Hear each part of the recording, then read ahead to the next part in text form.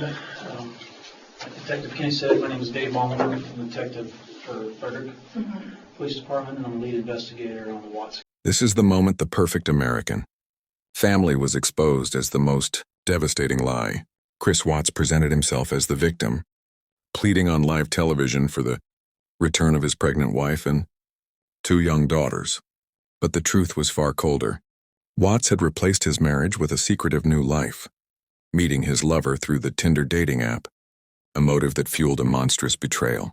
In the raw, unedited footage you are about to witness, detectives ignore the tearful public plea and focus on the deep, psychological conflict within Watts. Watch closely as the interrogation forces him to reconcile his image as a devoted husband with the man who coldly strangled his wife, buried her body, and disposed of his 2 innocent daughters in oil tanks, all for the sake of the new future he planned with his Tinder date.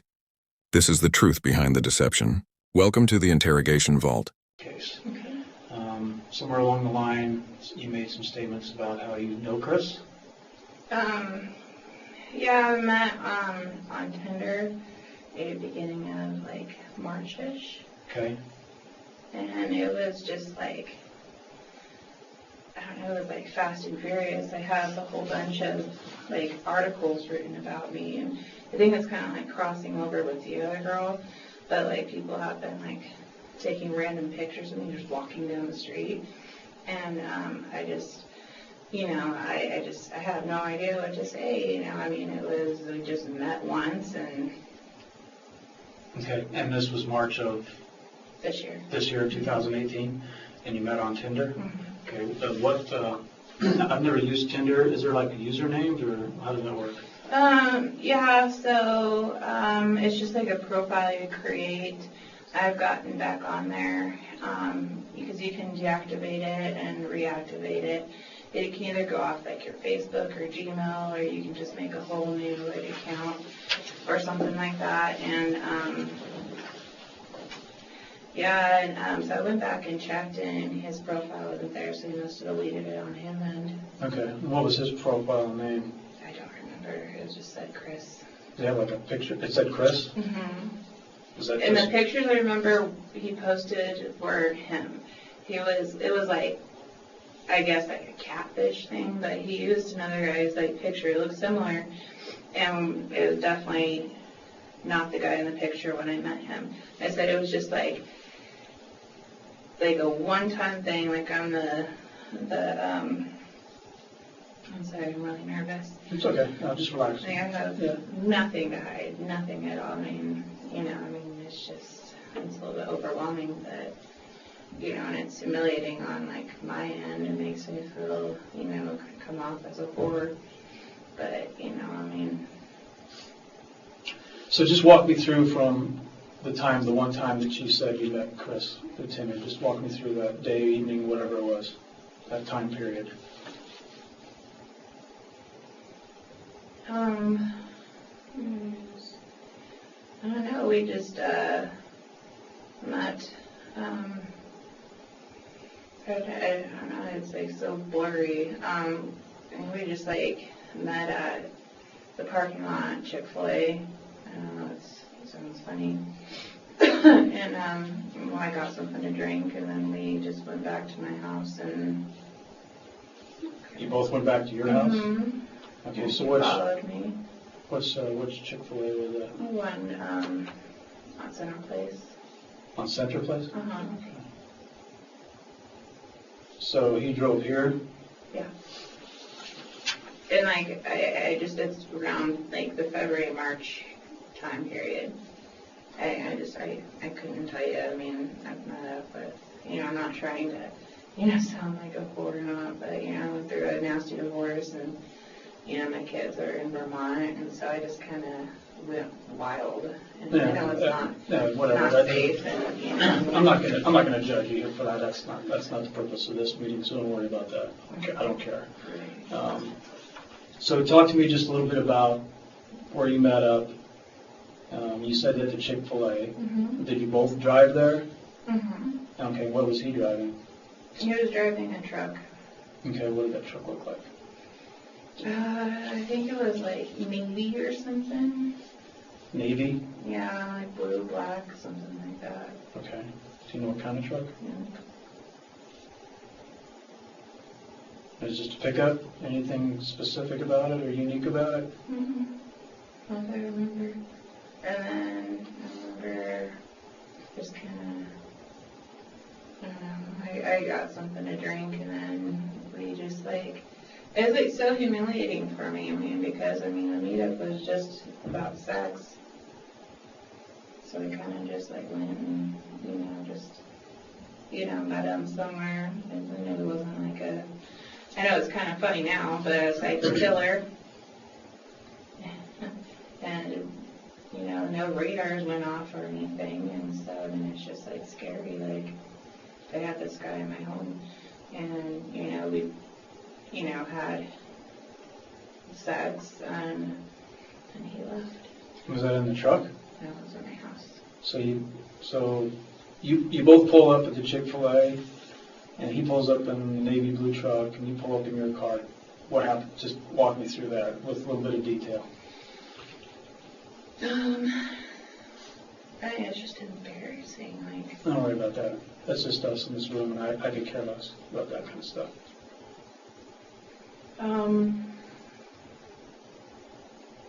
So it's just to kind of just get a picture of like him, like what like a character, like kind of thing. So I remember he walked over to my car. I drive a Honda CRV. And we're like, oh, you want to go in or anything? And so I went inside. He stayed out there, and I got something to drink, and then we just sat down and talked for a little bit. I remember talking to him about the Anadarko, where he worked, because my ex-husband tried to get on with them, but he had a history of like domestic violence and everything, so they wouldn't hire him. And so I remember that conversation, and he was like, oh, that's funny. So I just remember that. And then he said that he was like split from his, he called him baby mama, and she wouldn't let him see his kids. And I remember kind of clicking with him about that, because my boys are in Vermont with my ex-husband, and it's been a nasty battle. And so, so that was kind of like the conversation, and then we agreed to go back to my place, and we did it, and he left, and that was the end of communication. Okay. Excuse me. So the Tinder thing, I got a couple questions about how that works. So is that just like an app where you can chat? Yeah, you swipe left or right, and and then if you match, then you can talk. If not, you move on. So then did you actually talk on the phone with him before you met? Like, hey, meet me at the Chick-fil-A? How does that work?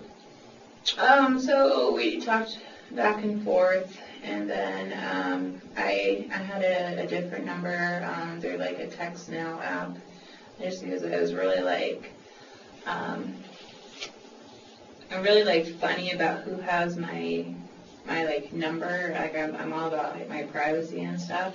So I was talking to him through like a Text Now app. I no longer have my phone.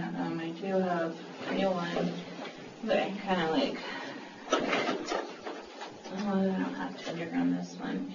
But yeah, I mean, it's just a regular dating app, like Plenty of Fish or like Cupid or something. Okay. So then how did you arrange the meeting at Chick-fil-A? Through Tinder. I mean, how did you actually, was it all texting, or is it all, did you meet me at Chick-fil-A on Center Place, or? Mm-hmm. I do remember that. And how did he know to find you? Because he had that Text Now number. It's a number that I use to like talk to people, like my clients or something like that, because I do hair. Mm-hmm. And said I don't like people having like my actual phone number. Mm-hmm. So it was a Text Now app. I said this was a long time ago. I couldn't even, tell you what number he had. Like, I don't have anything. Like. So he called you on this text now phone number? Mm-hmm. So Well, he didn't call me. It was all through text and stuff. It was all through text, but you don't remember the number? Mm-mm. Okay. About what time do you think that was? Like, what do you mean? What time it was? Like time of day, night? Let's see. So, like, the day or two before, we just, like, talk like, hey, what's up? And then it was just more of like a spur of the moment, like, thing. I don't know. But I mean, what time of day did we leave? Yeah, was it in the evening when you were at the Chick-fil-A? Mm-hmm. It was in the evening. About what time do you think, though? Like 7:45-ish. It was after I got off of work, and I went straight there. I got off of work at 7, so. So what time it took you to drive there? Mm-hmm. Okay, so you're messaging while you're at work about where to meet and all? While I was at work, yeah, I decided to meet there and just meet and do it, I mean, it's pretty hard for me to talk about because I had to explain to my parents, what I said when he was at my door, I mean, it was just like, I mean, like I said, like after, my boys left from the divorce and stuff like that, I just went like that shit crazy and just, hooked up with. Yeah, I get I mean, it's just, I wish I could remember more details, but like seriously, like it's so shameful for me to say, up until like, a couple of weeks ago, I would say, like, I just was able to calm down and, I also had like a brain injury last year, traumatic brain injury, and I think that kind of contributes to my memory and stuff like that. But how did that occur, if you don't mind me asking? It was in January of last year, and I fell and hit my head on ice, and it was hard. And I just remember waking up. I was in that basement apartment, the one that Chris was at, and I remember my mom. I did pick up my daughter from school, and my mom kind of thought that was weird, and she came to I don't know how I made it back into the house, but she came in, and next thing I know, like I woke up in ICU. So I mean, I was there for like 5 days and recovered pretty well. It was a subdermal hematoma, and so. Okay, so after the Chick-fil-A, take me from there. You just followed me to my place. And I lived at the time clear on 18th Avenue. Do you remember the address? 1801 and a half 18th Ave. Okay, I'm listening. And then we got out, kind of.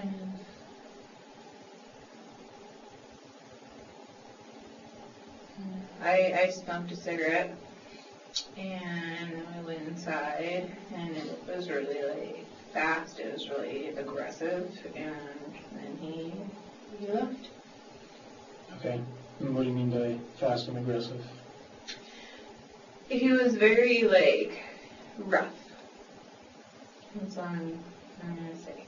And like I don't know, like in all honesty, like it's just. I'm not like, I just like remember seeing that face and, the tattoos and the Anadarko job and stuff like that and the name. But other than that, like I said,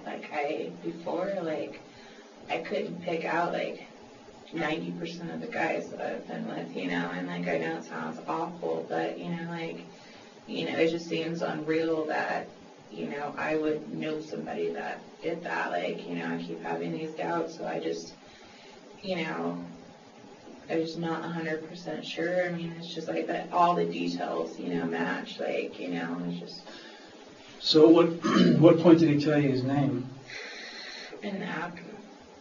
In the app? He told you his name was Chris Watts in the app? Well, not Watts. I mean, you just put your first name.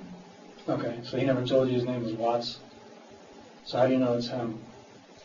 I just recognized the face and everything. Okay. Tell me about his tattoos. I remember they were on his back and his arms, but other than that, I don't remember. I don't remember much. I don't know he had tattoos on his arms and on his back. But other than that, like I said, I'm not a strong witness or anything like that. It's just an interaction I had with him.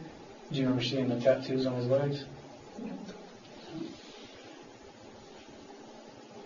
So you said, describe what you mean by aggressive, when he was aggressive with you. Mm-hmm.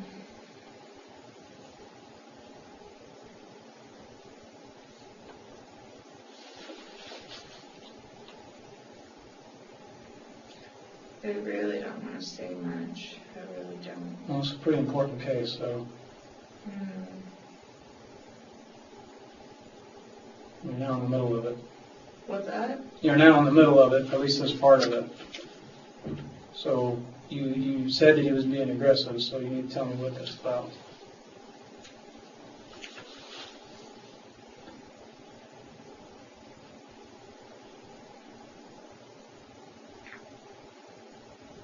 I don't know. I was told to not really say much without a lawyer. I just don't want to incriminate myself anyway. I can tell you that I'm not looking at you for any criminal means. You're not as a witness. Okay, so don't worry about that. Okay. I don't know. I just remember it was like, I don't know. It's just like, it's hard to explain. It was like it's humiliating for me to talk about. Like, it really is. Like, I mean, he was rough, as in, it's just, he tried to, stick it in my butt. So it's weird. I don't want to talk about that. Okay, but what else that was aggressive, or how did you feel? Like pulling my hair and putting his arms around my neck. It was like a rape fantasy thing. That's how I, describe it. So really, I just remember thinking, what the fuck when he left. I actually had to, push him off me at one point. Okay.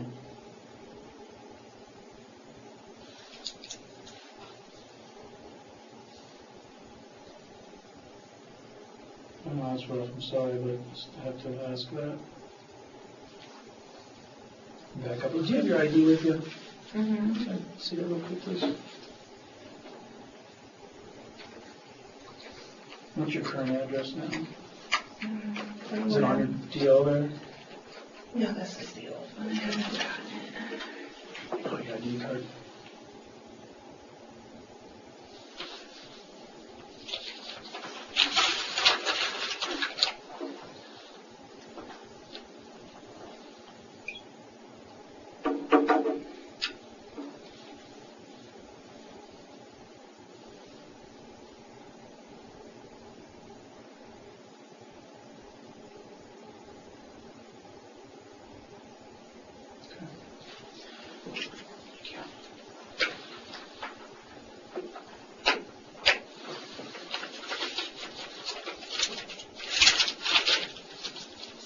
So what's your current address now, Amanda? 2106 and a half 8th Avenue.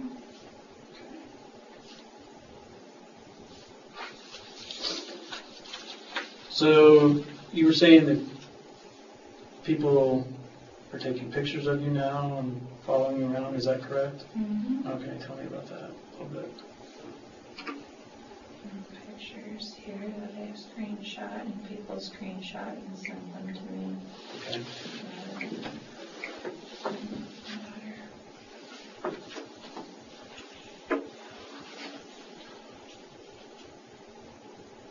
What is this, Facebook? Yeah, it's an article on Screenshot from it. Facebook. And then on the other ones, they're using my I deactivated my Facebook and everything just because of all the messages and stuff that I've been getting. But yeah, that's. So you don't have any of that anymore? The messages. Yeah. What are the content of the messages, I guess? Let me pull some up. Okay. So somehow my messenger is still active, even though I deleted my Facebook. I don't know how that works, but like I didn't accept them. But this one's like.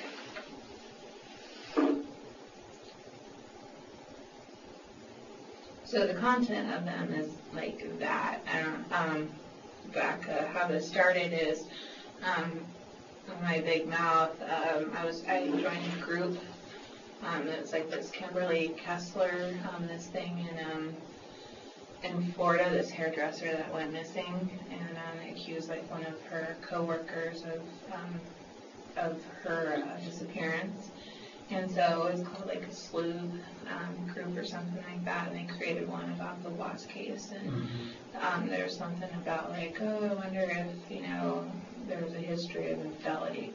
And stupid me, I'm like, well, I met this guy on Tinder, and I'm not even kidding, within like 2 hours I had like 400 notifications and, like 30 messages, and I deleted it. I deleted everything. I deleted my, my Facebook, and then, just all of a sudden, like, reporters and news people got like, they tracked down my phone number, they tracked down my email addresses, and even like, know where I work, and, I was like put on suspension at work because of those pictures and stuff floating around they don't want. The picture you just showed me? Yeah, my boss sent me that. Can you pull that back up for me? Can I take a picture of that? So when you said that I met this guy on Tinder, who are you referring to? Chris Watts? Yes. Okay. And that's how everything got out. Yep. And when did that happen? I want to say like a couple of days after it came out that he had killed her, that he killed his family. So it was like when it was discovered that all the details, so it was a couple of weeks ago, probably like timeline-wise. Let's see, because I was at work, so I don't have cable or anything. Everything I see is from, Facebook, and I'm not on very much. And so, like, I had no idea any of this was going on until I joined the group. I saw, like it's weird because one of my friends is so Nichol, you talked about, used to be her name. She was my manager over at Supercuts here in Greeley. And she was Shanann's best friend. She's the one that did all the, the interviews and stuff like that. And so I saw something on her Facebook about like Shanann missing and stuff. And so I knew like that part, but I didn't know like it was about Chris. Mm-hmm. So it's a small world. So you said Nichol, you and Nichol worked together? A long time ago. And that was how long ago? That was when I was still married. Probably like 2013, I want to say 2013. Okay, do you know her? You said Utah? Mm-hmm. And at where? Supercuts? Where did it go? Oh, by Walmart and Noodles on just West 10th here. Okay.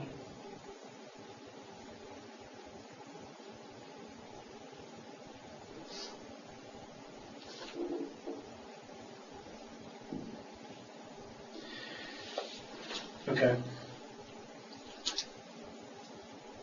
And you are positive the guy you met on Tinder is Chris Watts. See, and that's the $1 million question. Like, everything matches up from, from what I remember, but I'm just like not like confident enough to get up there and be like, yeah, that was him. Like, I mean, if it were just weeks ago, that'd be one thing, but, like, I've been like going back and forth with this the whole time. I am like 99.9% that it's him. Like, honestly, like all the other guys that I've, hooked up with, I really couldn't point them out in a crowd, I just went like, just crazy. Like, that's all I can like really say with, there's all these men, like, I'm honestly, I just 99.9% sure it was him. Okay. Like, I wish I had more, really wish I did, but, it's like I don't. The 1% doubt is because of why? Probably because of the complexity of this case. What does that mean? I mean, just the not, wanting to get involved, just not, like, believing it's true, just kind of denial about, being a whore or something like that, and like coming, forward. But like, seriously, like, I just that 1% chance, it's like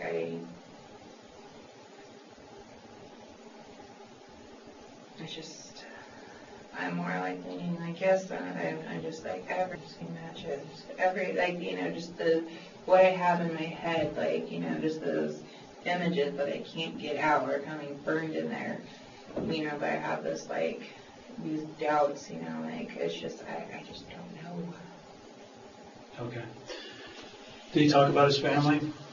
He just said that he was separated, like I said.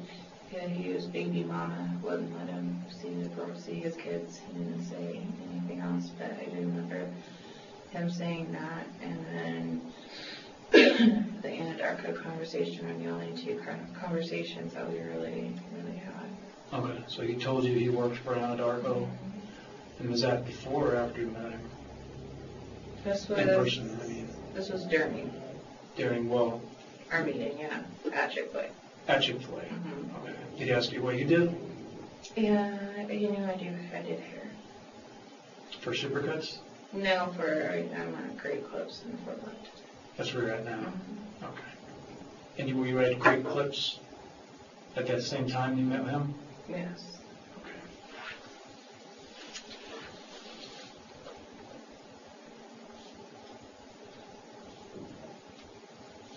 Is there anything else that you can think of that I need to know, that you think I should know? I would definitely call you if I think of anything. Okay. With that, I'm going to give you my card. Okay? And hang on just a minute, and I'll be right back. Okay.